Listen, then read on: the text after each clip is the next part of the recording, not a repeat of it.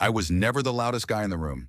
I didn't drive a luxury car, didn't wear Italian suits, and I certainly didn't throw money around to prove I mattered.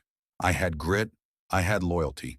And when I met Vanessa, I thought I'd found the one person who valued substance over style. We met at a coffee shop downtown. She was stressed, spilling files everywhere. I helped her pick them up.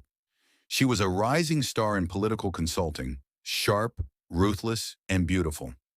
I was a general contractor, hands rough, quiet, observant. She said she loved that I was grounded, that I was her escape from the fake smiles of her industry. I did everything right. I supported her late nights, listened to her vent about polling numbers, and made her feel safe. But as her career skyrocketed, the dynamic shifted. The first crack happened at a dinner with her colleagues. The conversation turned to the border crisis and migrant labor. I spoke up, mentioning that the guys I work with on site are the hardest workers I know, regardless of where they come from. Vanessa laughed, cutting me off. She looked around the table and said, "Ignore him. Elias thinks with his heart, not his head. That's why he builds the houses, and we own them." The table chuckled. I forced a smile, telling myself it was just the wine. But the respect was gone. I became a prop.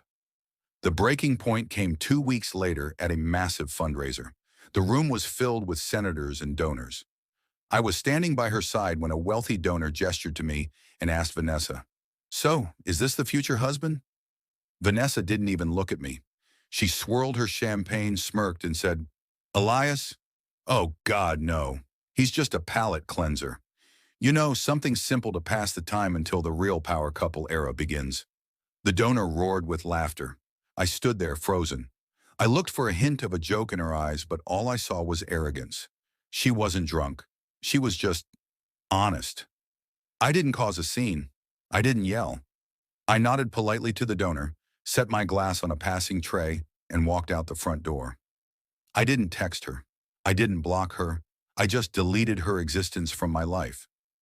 For the first time, I chose my dignity over her validation. The next day, the text started.